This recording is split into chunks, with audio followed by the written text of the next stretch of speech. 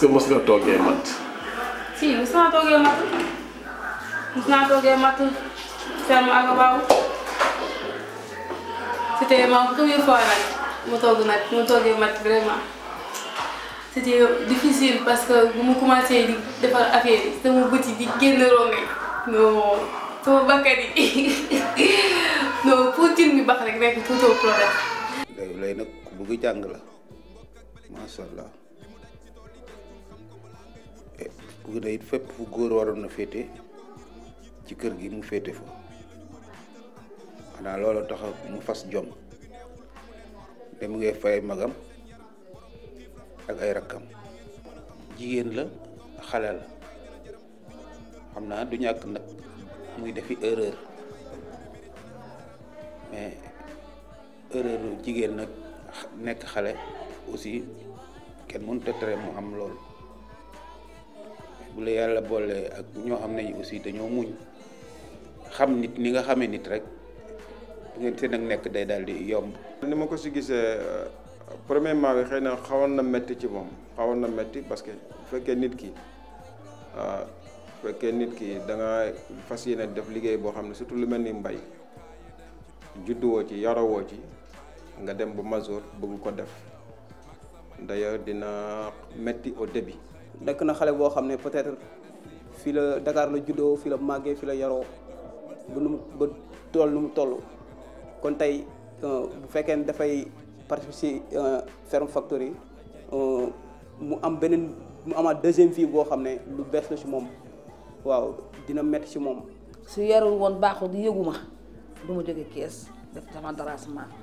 di ñëw ba fii di ko fekk si waaye li muy wut ci lii ak lu mu ci bëgg ñu ngi koy ñaanal yàlla man de merew ma ko ay ndeyam merewuñ ko ay tantaam merewuñ ko lu mu am nag bokk na ko moom kon nag moo xam fu mu bëgg yal na ko fa yàlla eggaleel yàlla na mottali ndawam yàlla bu mu rëccu daraam ci àdduna. Yaay est une bonne personne, une personne très dynamique, qui a beaucoup de volonté et puis une personne très respectueuse. Quand il m'a parlé du projet Ferme Factory, elle m'appelle souvent jumeau. J'ai un projet que je dois vous parler. J'ai dit mais avec plaisir, on a échangé et je lui ai dit ok go, tu vas réussir Oulaye, tu vas réussir parce que je connais tes capacités et je sais que tu vas réussir. Et aujourd'hui, je le vois à cette étape. Je suis rassuré qu'elle fera une bonne participation. man lu ma dugg rek dama ciy dem ba mu jeex loolu nag da koo doon te da koo gis aussi ci jikkooy baay mu topp ci gis ko ci dikkooy ndey topp ci.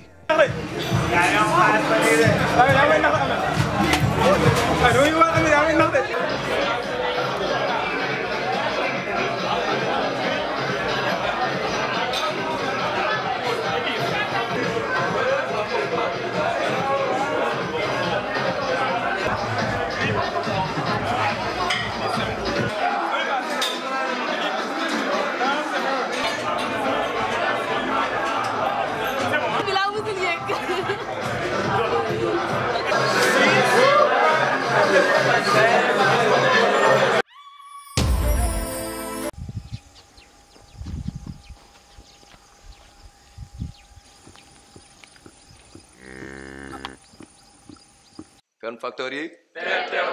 Ferme Factory. Ferme Factory. li waraloon tey jotaay bii nii tey ci ngoon gi mooy dañu bëgg def benn brainstorming cela veut dire développement d'idées léegi pour ñu def ko dañuy dalal ki nga xam ne moo ma joxoon lenge yi ma nekkool ko fii muy coach Bira mu jox ñu idées yi nga xam ne moom la ñu war a développer tey. coach comment va ça va naka mu sant baa ngi ci jàmm na ngeen def baa ngi ci jàmm ah seen toogaay rafet na man xaw moon ne béykat nii lay civilisé muuraay jekk na ay muuraay jekk na waay. donc tey jotaay bi li ko waral mooy que dañu bëgg def développement d'idée développement de l'esprit et pour ça dañu basé wu rek ci ba ñu dalee nekk ñun ensemble ba léegi donc am yi nga xamante ne xew na fi te mu jar a souligner lu mel ni des actes de pédagogie ak li ñuy wax des actes de solidarité ñun suñu biir te ay nit bu ñu nekkee nit bu nitee xam ne nit mooy nitee garabam mais balaa ñoo dugg ci vif sujet bi dafa am benn question rek bu ma leen laaj loo xamante ne je sais que boobu ba léegi maa ngi xool maa ngi jàng maa ngi nekk seen biir waaye maa ngi leen di xool dama doon laaj est-ce que fii am na kuy tox cigarette jigéen ñi amul kenn kuy tox cigarette fii yéen góor ñi kan moo fi mës a kan moo fi mës a tox kenn fi nekk ñëpp mosuñu laal cigarette kan moo fi musul tox waaw remarque la bi ñu nekkee donc ma gisuma kenn ku rocceeku wala kenn sax ku ma njuróol kuy utiliser donc pour entrer dans le vif sujet man la doon wax sànq ne leen li tax jotaay bi mooy que pour waxtaan la développement d'idées développement de l'esprit et que mu am ay actes yoo xamante ni c'est à saluer benn muy acte de pédagogie ba nga xamante ni ci biir liggéey bi ñun jaaxle woon nañu moo doon waa Aline Sitoé Diatta parce que ñoom la ñu sasoon pour que ñu for mbalit mi nekk ci tool bi et aux alentours ñu for ko ba pare ko war ko dem tuuri mais jaaxle woon nañu amoon nañu problème xam fa lañ ko war a tuuri donc ñoom ci biir équipe bi kenn ci ñoom muy Adama donc mu amoon idée bu brillant mooy façon bu ñuy wax écobrique. léegi comme ni mu ko waxee dañuy bàyyi kenn ku nekk ci ñun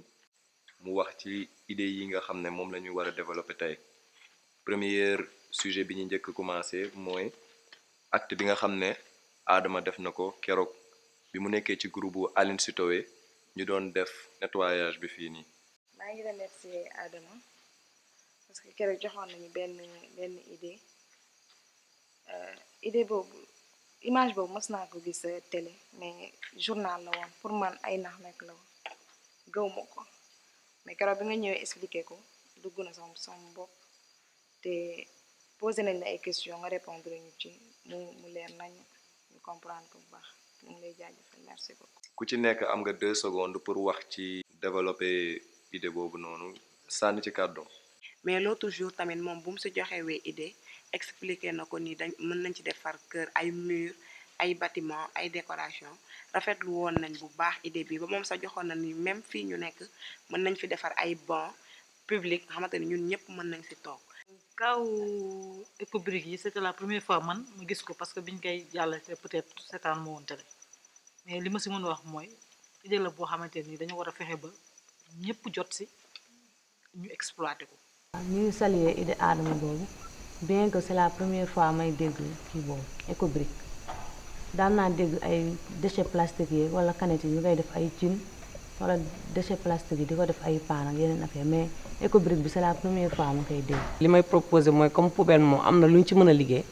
donc maa ngi ñaan ñëpp ñu bàyyi sànd bi bàyyi tasaare bi te ñu jéem ko ñu xool comme ni ñu ko mën a liggéey daal ñu liggéey ko mu gën a rafet moo gën ñu koy sànni tout le temps. idée boo Adama joxe yaakaar naa ne man moom gis naa ko teg naa ci sama bët parce que aseg naa ba ma dëkk ay basin donc moo ñu wër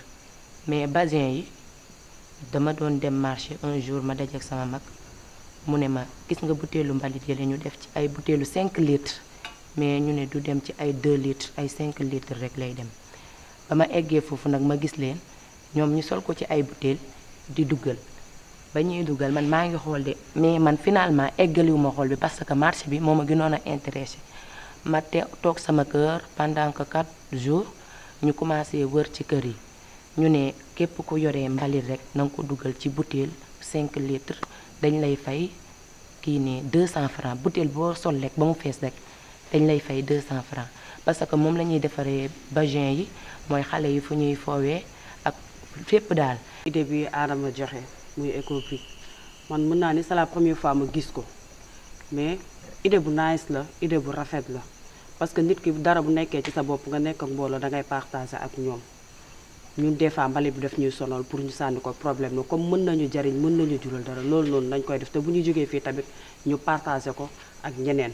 tey war nañu ñi doole du liggéey xel mooy liggéey. Je crois que l'idée de Adama est venue à temps parce que franchement on avait besoin de ça. Notre Sénégal a besoin de ça, la nature a besoin de ça et nous-mêmes nous avons besoin de cela. Ecobrick benn forme la pour revaloriser mbalit xam nga mbalit moom bu ñu ko déggee Sénégal dafa nekk loo xamante ne lu kenn soxlawul la alors que mën nañ ko revaloriser ba mu jëriñ ñu donc ci loolu man ci samay expérience professionnelle moo tax ma xam loolu duma ci xuus mais li may wax rek mooy dëkk bitim réew yi ñoom seen gestion bu ñu am ci seen mbalit daf leen di jural ay milliards yu avoisiné budget wu Sénégal budget tout le Sénégal donc tey jii loolu ñun réveil conscience la war a def ci ñun ñu ñëpp ànd nañ xam ne Sénégal mbalit problème la dafa nekk réel problème bu fi nekk te Ecobrick benn la ci solution yi mën a régler loolu. boo demee Ndar sax léegi commencé na ko am coow li bëri te itam li mu wax man seetaan naa ko à la télé un documentaire benn si pays la si Amérique latine bi nga xam ne benn école élémentaire bi nga xam ne Ecobrick lañ ko defaree école bi yëpp moom lañ ko defaree amul leneen seetaan naa tamit benn écologiste bu si defar bateau traversé si l'océan Atlantique donc bu ñu xoolee loolu yëpp war nañ xam ne sunu mbalit yi tey suñ source de déchets plastiques li muy yàq si géej gi ak li muy yàq si jéeri ji donc war nañ leen valoriser bu baax. lu si mel ne Dakar Mbëbës ñu fay tuur ay mbalit bu bari ñu fay tuur di ko taal ñu dëkk ay Malika Kër Massar saxaar si di leen sonal seen doom yi di feebar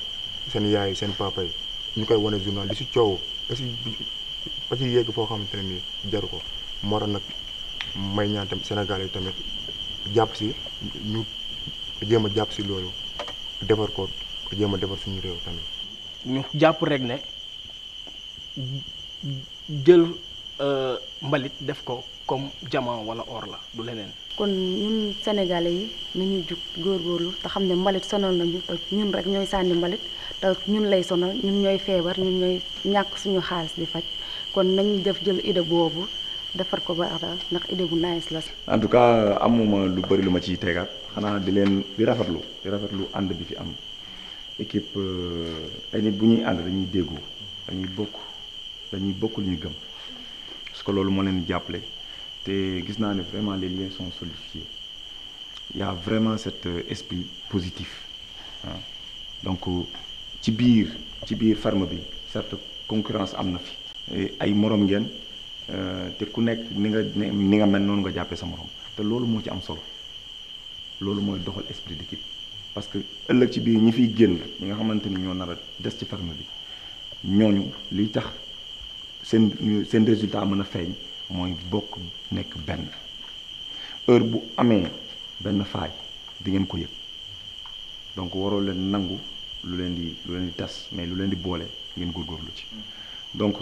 li may waxaat rek lenn la di remercier sama ñaari modérateurs yi donc li may waxaat rek mooy que sans le savoir yéen ñëpp apprécier ngeen pédagogie bi fi mi ñu doon soulever bu ñu doon développé donc ci loolu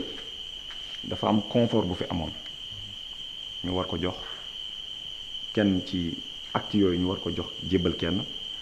te léegi yéen sans le savoir yéen ñëpp décidé ngeen parce que boo leen xoolee yéen ñëpp en unanimité yéen ñëpp cité ngeen le nom de Adama donc dama leen ñaan ngeen tàccu Adama te xam ne gagné na confort. Ferme Factory. teew takku Ferme Factory. teew takku ak la seen bopp waay.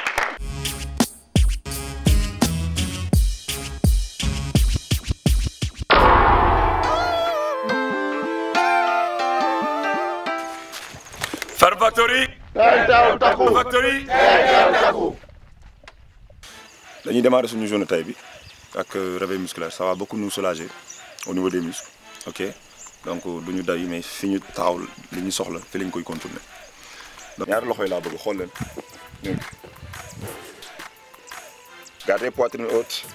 xool leen ci suuf ba pare ngeen bës bopp bi bien sigi leen xool menton bàyyi ci wet bi xool leen loxo bi fi ma ko teg cuisse xëcc leen bopp bi changer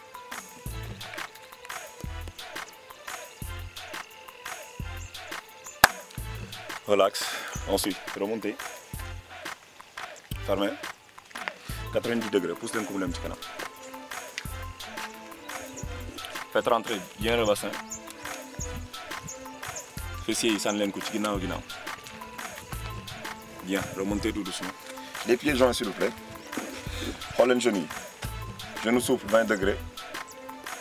buñ pare ñu wàcc doucement loxo yi plongé niveau tibia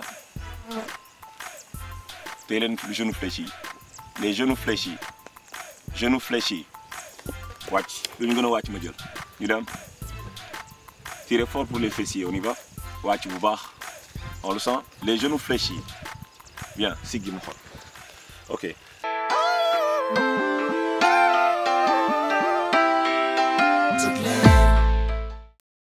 À la suite de votre décision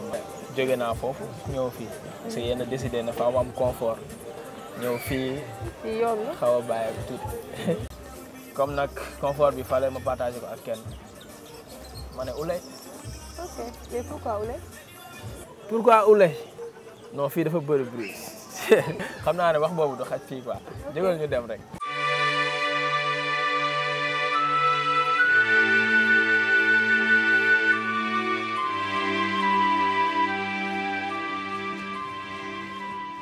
Adam. waaw.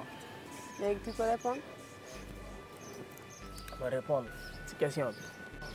ah ouais parce que c'est pas évident hein. choix bi ma def si yow c'est pas du tout évident parce que soo xoolee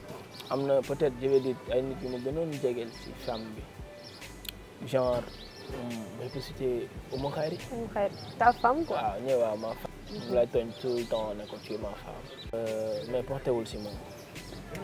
si yow la porté. Pourquoi yow? Parce que simplement da nga wane sa bopp. Bonjour chef. Merci beaucoup. Merci. Merci, c'est gentil. Donc je disais que pourquoi Ouleye? Parce que temps bu gàtt bi ñu def ensemble da nga wane benn personnalité boo xamante ne ni man en ce qui me concerne dama am curiosité gën a découvrir défense bi doy na la. waaw doy na ma mais yow noo gisee bi ma la choisir. en plus que da nga ma xaw a génne si enfer xaw ma dugg si paradis. waaw man maa ngi noonu de butin noir laa xam xaw ma leneen ay butin noir rek laa def. Au départ c'était pas évident ak moom ci discussion yi parce que ku ko xam Ouleye moom nit ku am caractère la.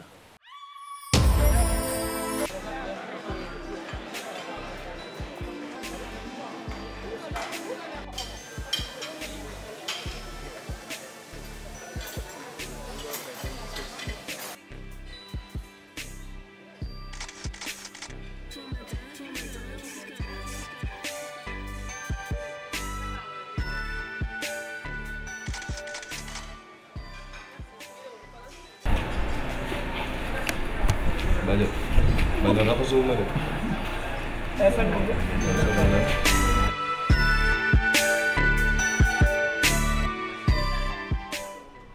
Ouleye, noo gisee añ bi tey. añ bi neex na de. contraire Agabab. non Agabab moom dañuy lekk nag sa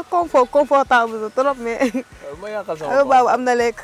foofu da ngay sonn ba doo mën lekk. ci da ngay lekk de sa bii bi di ubbeeku nga naan.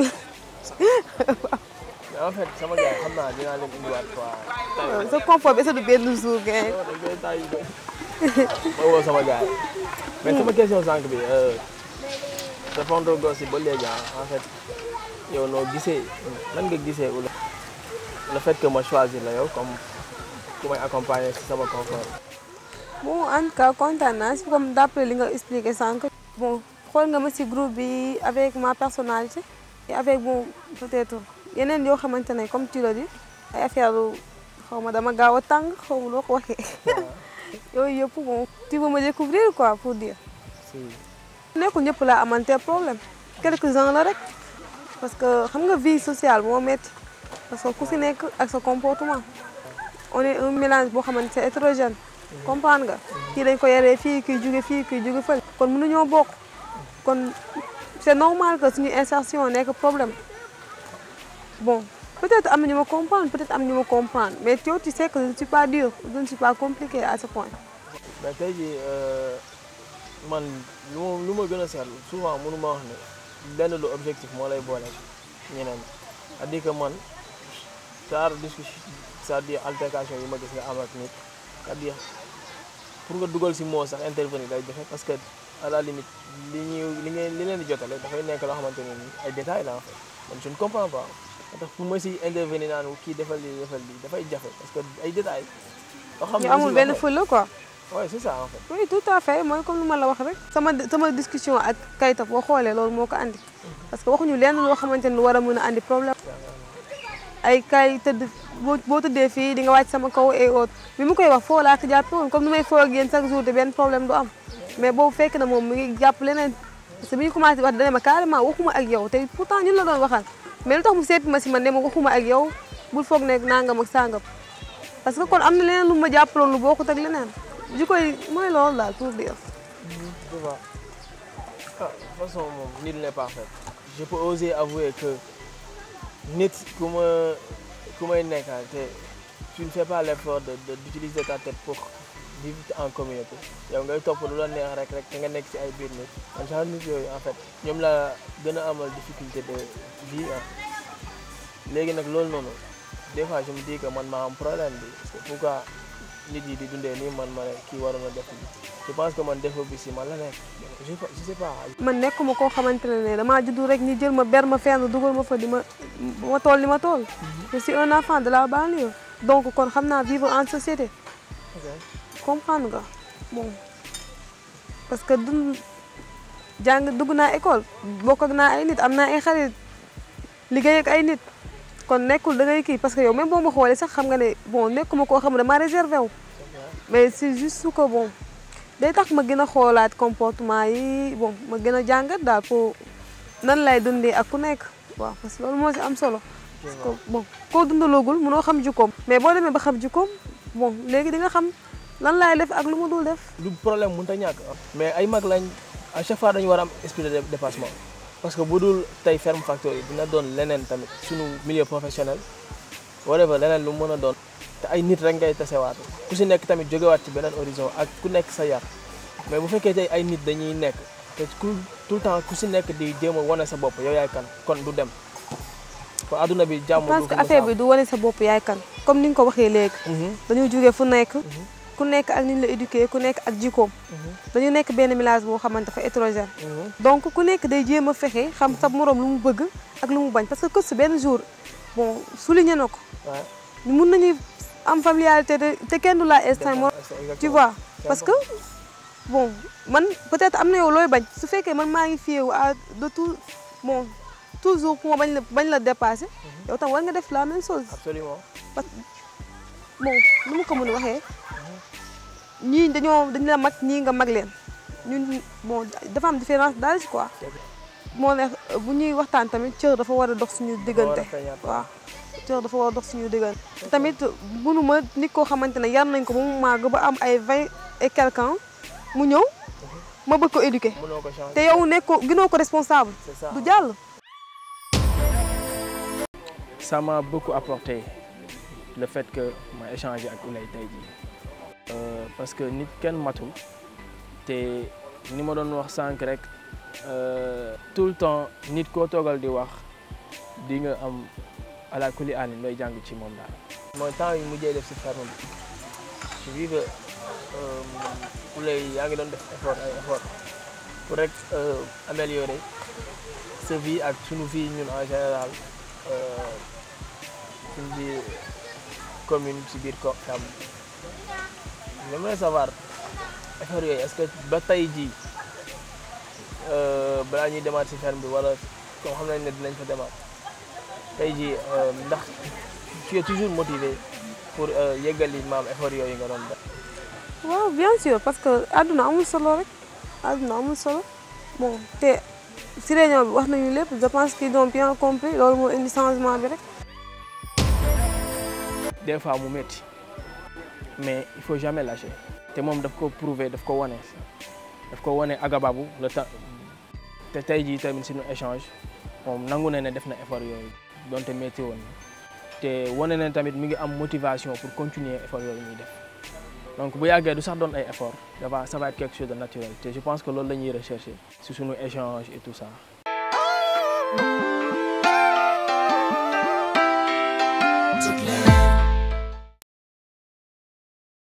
En tout cas, ci cours bi noonu y a beaucoup de sachets foofu la. Je te jure. Sachet en pagaille même fii ci néeg bi fii sax fii jox ma appartement je comprends pas daal tabax bi fi nekk mbuus yaa ngi foofu fu nekk la ñuy sànni. ñu ñoo nekk di liggéey di wax ne kii affaire yi baaxul solution gënoon na keroog après ñuy def lu ñu neex ko. Vraiment pas normal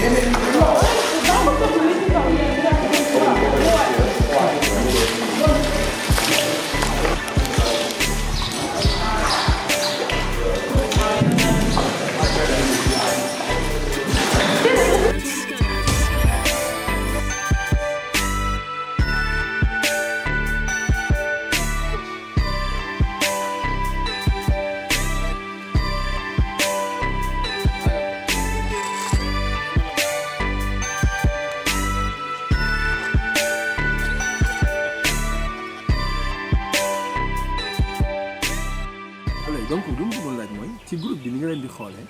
est-ce que am na ñoo xamante ni yow gis nga ne am nañ ay caractère yoo xamante ni yow naw nga ko quoi. waaw bon gis naa ci ay actes yoo xamante ne ni des actes de solidarité la comme Adama lu mu def parce que keroog j'ai regretté parce que il paraît que man ak yow soriante wuñu woon bàjjen daanu na yow nga arrêté dem jëli ko donc man waroon naa def même remarque bi dem jëli ko parce que moo ñu mag bon yooyu yëpp daal dafa nekk loo xam ne jàngal na ma si koo xamante ne moo la mag affaire yi mel noonu bon bàjjen aussi le fait que ñu naan ko bàjjen à chaque fois kenn su amee problème da lay jege parce que même réunion bi loolu moo taxoon moom moo ko organisé parce que elle a remarqué que bëggatuma woon toog si Agababu dama bëggoon a rek retourné wu ñibbi suñu kër. Qu'est-ce qui s'est passé? Parce que bon après problème bi bon dama sentir que bon avec certains comportements je ne pouvais plus vivre avec donc fallait mieux ma génn dem bon. Dans le groupe c'est vrai que ñun tamit des fois on se permet de parler de beaucoup de choses parce que ñun li ñu intéressé mooy ferme bi benn moment donné tu as voulu abandonner benn moment donné tu as eu ton caractère tu vois benn moment donné aussi on a senti que Ouleye elle est là elle a du mal des fois à intégrer le groupe des fois mu xuloo kenn des fois mu jàppante ak kenn est-ce que yow da nga jàpp ne que ñoom dafa am lu leen manqué wala yow dafa am loo am te ñoom amuñu ko. non du tout peut-être man maa am ay défauts. mais loolu est-ce que du méchanceté wala lâcheté. du lâcheté du méchanceté c'est juste qu'on a dit que bon on doit fonder une entreprise future. ñoo war a vivre ensemble. si je remarque dès le début que am na ay comportements yoo xamante ne su ma naree dund ak ñoom ça sera toujours de querelle. je choisis ma dem ci leneen parce que bon àdduna dara jox après histoire yi et tout ak suñu réunion bi bon ku nekk wax nga ak sa moroom bon xam naa nekk loo xamante ne day amaat daal pour dire parce que di nga comme xam nga jikko yi di nga gën a xam na ngay demee envers ku nekk daal ci ñoom. ku ci nekk am ay caractère ñoom ñu gëm yow sa caractère yow baaxoo bon non j'arrive te pourtant ñoom ñu ngi la jàppee ñoom seen jikko yow yaa ngi leen jàppe foo xamante ni peut-être yaa ngi leen di xool de façon où waxuma dafa positif du tout mais am na lu négatif parce que jàpp nga ni ñoom mënoo nekk ak si bien sûr am na lu négatif parce que benn nit laa waxanteel. ñu ne ma demandé ko pardon ma xam ne man tooñu ma ko dama ko demandé pardon ma gis après le lendemain chacun voulait créer benn histoire ak man te fekk man sax aw ma woon xalaat boobu si yow. donc dama ne la du ma duggoo ñëpp di yuuxu man damaa baax te bu ko def léegi nag comme il ne comprenait pas. j'avais choisi ma quitté leen peut-être suñu demee di dund ñoom ensemble. ils verront les défauts. bon peut-être je suis future femme de quelqu'un. du ma toog nit yi di coller ay motifs yoo xam ne ça ne colle pas avec moi ma toog di ko nangu di ko gérer. si benn parce que ñoom bëgguñu xool lan moo xew exactement parce que ay nit suñu jotewee nga xam foofu problème bi da nga war a jéem a xam kan moo tooñ kan moo tooñul même s'il le faut bu fekkee ku baax nga war nga dem si nga xam ne ki tooñ nga ne ko yow kat diw bu fekkee man la wala yow yaa mag kii moo la mag def nga nangam ak nangam revenir ma à la raison mais doo ne da ngay jéem a sot boo xamante ne bon da ngaa bëgg sot rek di sot jéemoo xool dëgg bi bu fekkoon ne bon dafa am ñoo xamante ne dafa fekkoon am na ñoo xamante ne comprendre nañu bon affaire bi demee ne neen parce que mënuma wax mën naa neex ñëpp nit ki mënul neex ñëpp parce que si Seydina Muhammad sallallahu alayhi wa sallam neexul woon ñëpp amoon na ay noonu donc mënuma neex ñëpp. est-ce que à chaque fois boo amee problème ak sa borom kër da nga war a ñibbi sa parce que bëñ ak làmmiñ ñoo dañuy am problème est-ce que forcément boo amee problème ak sa jëkkër wala boo amee problème par exemple ak sa yaay wala ak sa papa da ngay dem sa yoon. non loolu benn nit la xam nga benn nit boo leen amee problème di ngeen toog ngeen régler ko yéen ñaar ku nekk comprendre moroomam mais yow benn nit nga joteel mais yeneen ni ñoom dañoo sot parce que defoo leen waxoo leen mais ñu ngi lay xoolee beneen bët boo xam ne yow xalaatoo ni xoolee nañ la ko xam nga loolu bokkul su nekkee beneen nit la da ngeen di toog ngeen waxtaanee ko mu jeex. Adama quelle a été ta réaction bi mu nekkee ci biir groupe bi et que ñu sentir ne que am na benn vision bu mu ci am na benn regard bu mu ci am benn jugement bu mu ci am yow en tant que nit quel a été ce regard. am na foo xam ne du ma fa ànd ak moom parce que da nga am dafa am terme yoo utilisé en fait lâcheté abandon xam nga tey jii dañ ne ñun Femme Factory dañ ko bokk te mënuñu ko séddoo kon tey jii kon da nga Femme Factory da nga am foofu responsabilité ma am ko ak keneen te responsabilité ku si nekk sa bos da nga ko war a téye ku nekk ñu lii pour rek dire que ne tey jii tu n'as pas le droit d'abandonner. D'accord, loolu c'est tu sais pourquoi ma ñëw parce que tey jii jox nañ la benn exemple mooy sa vie de couple damay dépasser loolu. je te donne un autre exemple nga yor sa entreprise bopp yaa ko moom de waxuma sax ñu jël la ngay liggéey mais yaa moom sa entreprise bopp je vais plus loin en fait nga am ay problème ak say liggéeykat est-ce que tey jii da nga leen di bàyyi entreprise bi daw wala nga dàq leen ñu. ndax ay problème incompréhension parce que il faut le dire incompréhension rek moo yàgg am suñu diggante du leneen. kon tey jii nit ku xas ba am responsabilité amatoo droit abandon mënatul nekk donc li soppee wax laay ñëwaat à chaque fois lu mu métti muñ moo fi nekk ak gérer ñaar yooyu da ngay muñ muy métti ngay muñ et tu fais tout ce qu'il faut pour gérer situation bi ngay nekk. man noonu laa defee lecture situation bi en fait. je suis content d'entendre ça. yow li mu wax la nga ci xam. loolu moo ànd na parce que loolu mooy raison bi tax ma toog na. c'est ça parce que j'ai compris que bon c'est un film de la vie damay jàpp ne ñun ñëpp ay acteurs lañ kon ñi ngeen def yéen ba ngeen jéem adapté wu ma def noonu ba adapté wu. ok adaptation boobu qualité la d'accord. maa ngi lay ñaan qualité boobu nga découvrir ko pour man foofu et caractère bu bari ak seetlu bu bari ak xarañ gu bari ak bëgg ay principes yu bari des fois mën na la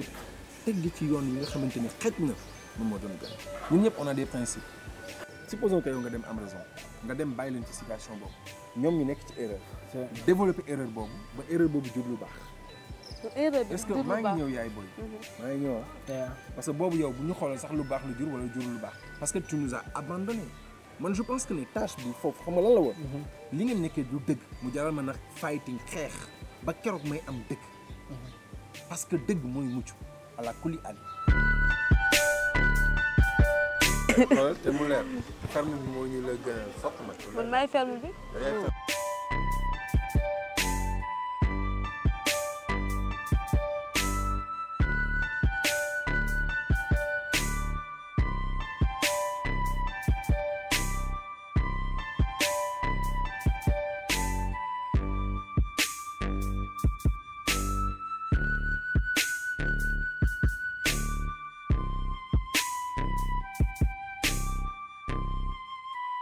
From